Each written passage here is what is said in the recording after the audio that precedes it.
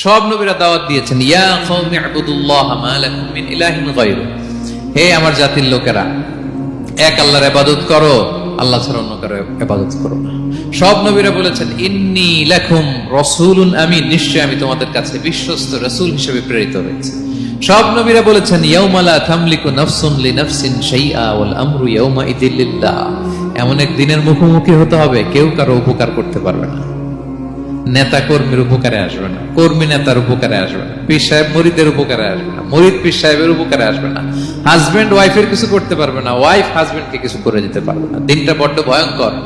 সব নবীর এই তিনটা দাওয়াত দিয়েছেন, তাওহীদ, রিসালাত, আখিরাত। তার মানে সব নবীর দাওয়াতি মিশন এক অভিন্ন দাওয়াতি মিশন নিয়ে তারা পৃথিবীতে এসেছেন। 6 নাম্বার, এই পৃথিবীতে যত রাসূল এসেছে, নবী এসেছে, তারা প্রত্যেকে মানুষ ছিলেন। কি ছিলেন? নাকি জিন ছিল? ফেরেশতা? প্রেরিত সব নবীরা কি ছিল? মানুষ ছিল।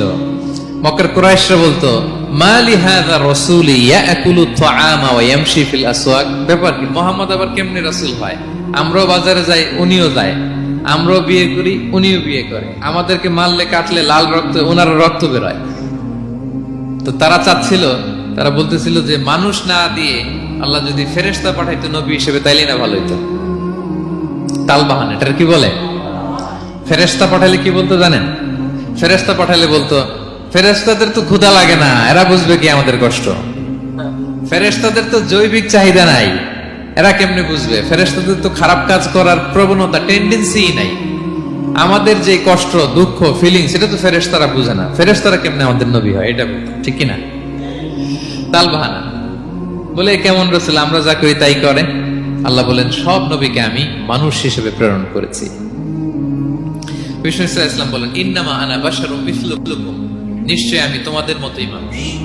তোমাদের মতোই কি মানুষ, তো পার্থক্য হচ্ছে ইউহা ইলাইয়া, আমার কাছে ওহী আসে, প্রত্যাদেশ আছে আল্লাহ তাআলার পক্ষ থেকে। তাহলে 6 নাম্বার যেই কমন ফিচার আমরা জানলাম, আল্লাহর পাঠানো সবগুলো নবী এবং রাসূল তারা কি ছিলেন?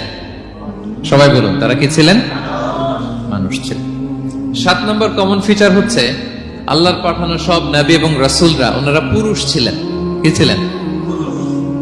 কোন নবী কি নারী ছিল বলেন তো? হ্যাঁ, নারী নবী আছে? নাই।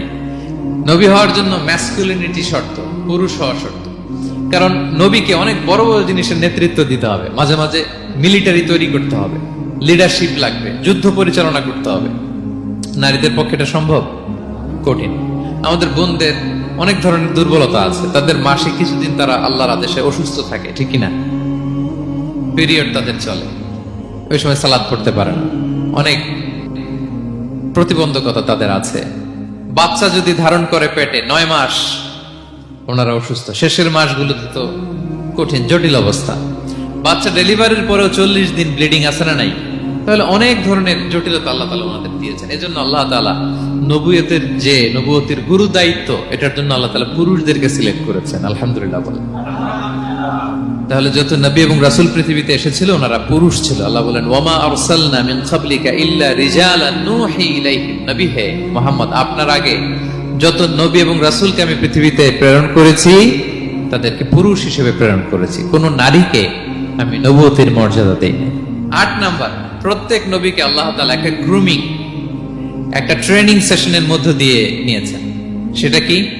সেটা হচ্ছে সবাইকে আল্লাহ তাআলা শেফার্ড হিসেবে কাজ দিয়েছিলেন, রাখাল হিসেবে।